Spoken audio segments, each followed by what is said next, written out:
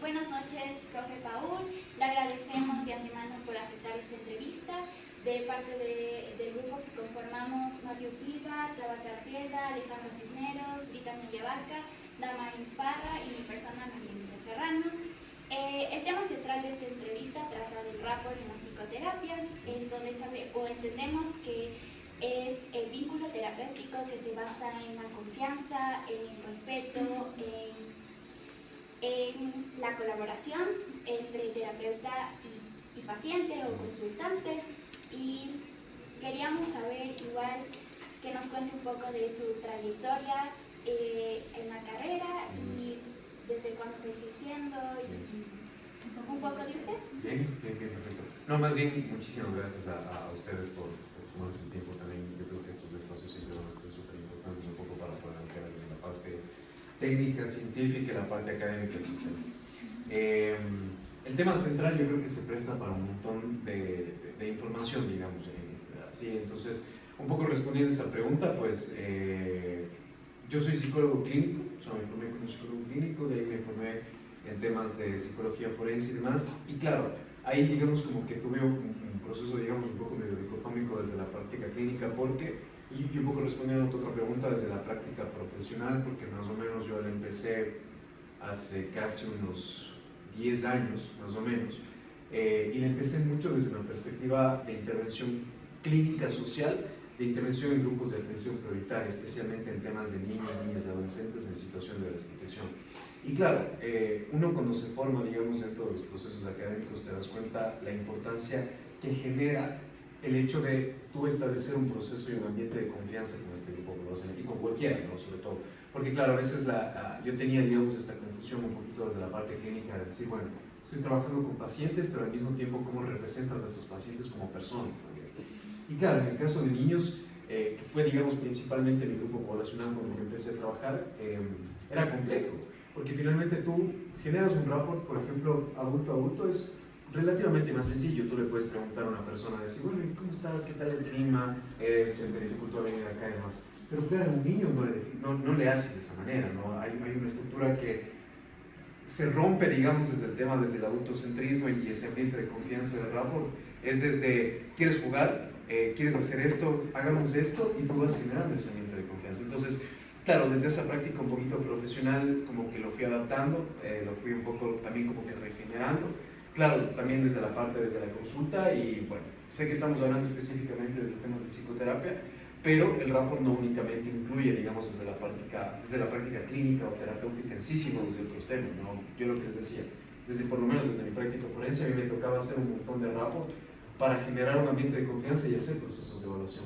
Entonces, claro, creo que va definiendo hasta cierto punto, pero bueno, más o menos es un poco el contexto sobre el cual yo me fui desarrollando también. Muy interesante, profe. Igual, o sea, desde su experiencia clínica profesional, para usted, ¿por qué es importante el rapport y cómo usted definiría el rapport? Bien, a ver, ¿por qué es importante? A ver, usualmente las personas dentro del aspecto clínico lo que más intentamos generar, digamos, es de que las personas establezcan sus propios recursos para intentar generar un cambio, ¿no? Ustedes saben que nosotros desde la psicología, sobre todo desde la clínica, lo que hacemos es generar un ambiente en donde las personas desarrollen un tipo de recursividad personal, sea el conflicto que tengan, para hacerle frente a ese conflicto, ¿cierto? O sea, nosotros entregamos los recursos, desarrollamos, acompañamos, y es las mismas personas quienes establecen eso. Pero claro, es como metafóricamente, cuando tú te sientes cómodo o cómoda en algún espacio, tu conducta, tu manera de ser fluye. Te lo voy a poner un ejemplo. Si es que nosotros pertenecemos a un grupo, si es que tú te sientes cómodo o cómoda en ese grupo, te permite formar parte de él. Y ahí va una de mis definiciones. El rapport te permite tener un sentido de pertenencia de carácter simbólica al proceso terapéutico, porque te hace generar y te hace ser parte de un proceso en el cual tú llegas motivada, llegas y te estableces, digamos, como que ese compromiso también desde una perspectiva, desde una significancia, porque finalmente tú llegas con un conflicto, cualquiera que sea, pero al mismo tiempo estás desarrollando ese conflicto con una persona profesional que no conoces. Es diferente, por ejemplo, que ustedes dos se conocen hace un montón de años, el grado de confianza se ha ido configurando ya desde hace muchísimos años. Pero claro, llegas a una consulta, llegas a un proceso y tienes que contarle todo a una persona que es completamente extraña. Entonces, claro, genera hasta cierto punto en muchas personas una resistencia y es un rol de nosotros, más bien, un sentido de corresponsabilidad, cómo tú generas ese grado de confianza, porque esa es nuestra responsabilidad, no la de los pacientes. Y simbólicamente genera, digamos así, si es que yo pondré una definición, sí, o sea, es generar el espacio de confianza y todos estos temas, pero para mí estaría establecido en cómo el rapport, digamos, desde una estrategia metodológica, estableces un sentido de pertenencia digamos, a la práctica clínica, terapéutica, más o menos así. Qué interesante me parece esa interpretación, esa definición, porque claro, hemos visto que el sentido de pertenencia en cualquier proceso humano es algo súper importante y que te hace sentir que perteneces. Sí, sí. Y yo había leído que decía, si es que tienes que pensar mucho lo que le dices a tu psicólogo, estás como mal psicólogo. Como que no tienes la confianza para poder hablarle como tú quisieras. Entonces, claro, viene de la mano de todo lo que nos dice. Sí, porque, bueno, finalmente ustedes saben que la perspectiva también de la parte terapéutica es mucho hablar, bueno, lo que se intenta generar es de la parte desde la espontaneidad, ¿no? Y yo coincido contigo y con esa frase.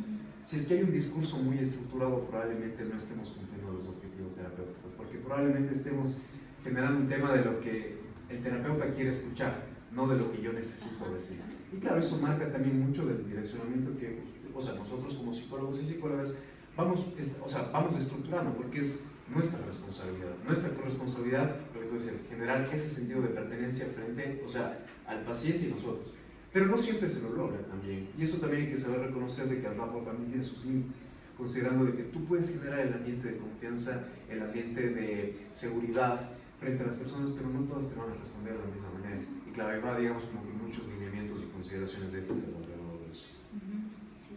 Muy interesante lo que nos cuenta. Yo quiero preguntarle cuáles son sus actitudes en sus sesiones para que se establezca este vínculo terapéutico y el rapport de los pacientes. Bien, es una excelente pregunta porque yo creo que cada terapeuta maneja una línea, ¿no? Yo sé que todos ustedes ahora conocemos un poquito más cómo funcionan las líneas de intervención desde la psicología, ¿no? Desde la parte cognitiva, la sistémica y demás. Yo soy una persona que tiene un estilo de personalidad muy, ¿cómo sería? Muy versátil, ¿sí? Y esa versatilidad hasta cierto punto me ha permitido como que adaptarme a diferentes tipos de poblaciones. ¿Y eso qué implica? Mi estilo de comunicación es muy horizontal. Así como te trato a ti, es como que te trato a otra persona y eso genera un grado, digamos, de esta manera, ¿no? Generamos un grado de equilibrio en las relaciones interpersonales y mucho más terapéuticas. Claro, no siempre hay cómo hacer eso, ¿no? Porque obviamente desde la recursividad de las técnicas y demás, no vas a lograr lo mismo, por ejemplo, desde mi parte con ustedes o con un adolescente, con una persona quizá adulta, funciona, pero quizá en un adulto mayor no. Y claro, eso también hay que saber un poco como que adaptar este tipo de recursividad desde una perspectiva musicológica. Pero yo personalmente manejo una línea muy horizontal desde ese tema que si es que yo te hablo es de que tú te sientas en un ambiente de confianza y que generes de que, chévere, yo soy tu terapeuta, marco ese rol, marco ese límite, pero al mismo tiempo te genera ese tema de decir, qué chévere este man. Es como desde una parte académica, quizá digamos en algún punto ustedes han llegado a coincidir y decir con este profe, qué chévere este profe, porque me habla así, me habla de esta manera, hace que yo me sienta cómodo, lo mismo más o menos metafóricamente como que soy en la parte terapéutica. Súper interesante lo que nos acaba de decir, teniendo en cuenta esto de la horizontalidad. Usted comunicativamente, en las habilidades de comunicación, ¿qué cree usted que es lo más esencial para poder comunicarnos, valga la redundancia, con los diferentes grupos etarios que usted nos acaba de decir? Bien, a ver, yo creo que lo que les decía, hay que ser muy versátiles con los recursos que tenemos, ¿no? Por ejemplo, un estilo de comunicación que yo manejo, y se darán cuenta justamente lo que estoy diciendo es esto de aquí, o sea, como la comunicación desde la parte muy gestual, porque eso hasta cierto punto genera de que tú, captes la atención, porque si yo te hablara de esta manera muy lineal, probablemente te pierdo de uno.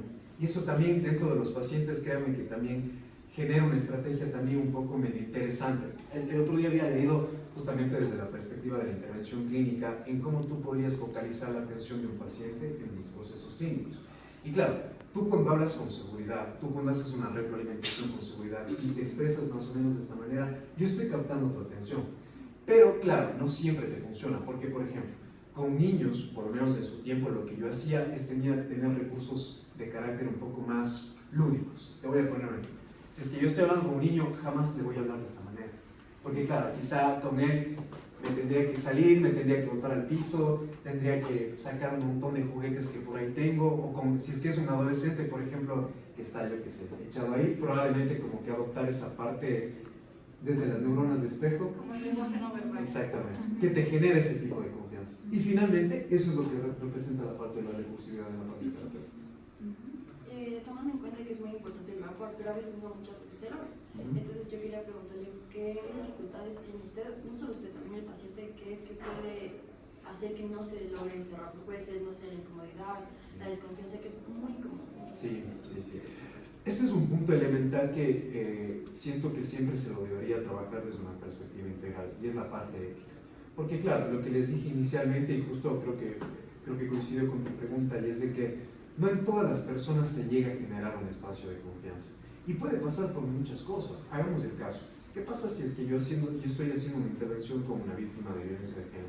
Probablemente mi perfil, desde una estructura, digamos, como que de hombre, que podría representar un tema de violencia o de réplica, jamás podría lograr, sea lo que sea, podría intentarlo, pero finalmente no se llegaría, digamos, como que a lograr eso, ¿no? Entonces, aquí hay que saber también reconocer cuáles son nuestros límites y nuestras consideraciones éticas.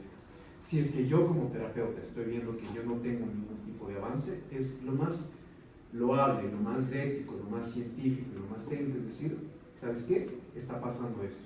Yo no siento que estamos avanzando en un proceso terapéutico de manera adecuada porque quizá tú te diste cuenta desde un inicio que no se llegó a generar este tema de aquí, derivemos el caso. Porque eso también es tener un sentido de corresponsabilidad social con nuestros pacientes, considerando que trabajamos con muchos grupos humanos. Entonces, creo que por ahí más o menos diría esa respuesta. Y en base de esto, ¿nos puede decir más o menos cómo hace usted cuando el vínculo se debilita en el rapport o se rompe y se tensiona? ¿Qué hace usted para como reparar el vínculo y hacerlo como de una manera más ético profesional? Ya que ya nos queda poquito tiempo. Sí. A ver, yo creo que es una pregunta que quizá no sé si sea nuestra responsabilidad o nuestro rol recuperar un vínculo.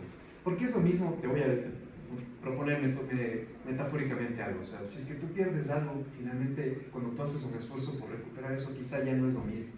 Y simbólicamente e inconscientemente recuperar un vínculo con un paciente puede surgir, para ese paciente puede ser lo mismo que recuperar un vínculo con un papá. Entonces, desde esa proyección hasta cierto punto como que no podría ser como que muy loable.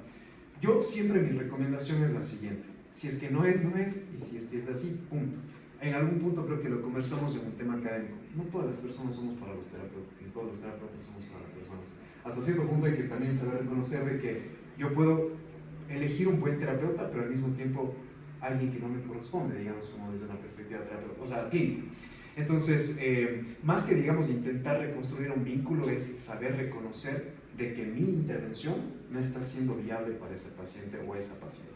Y que sé que si es que no estableció un buen ambiente de confianza, es lo peor que puede pasar, porque no es una persona que probablemente, lo que tú decías, va a decir lo que yo quiero escuchar, no lo que la persona necesita expresar. Entonces creo que por ahí sería esta limitación. Sí, nos ha dado muchas herramientas, mucha información muy valiosa con respecto a este tema.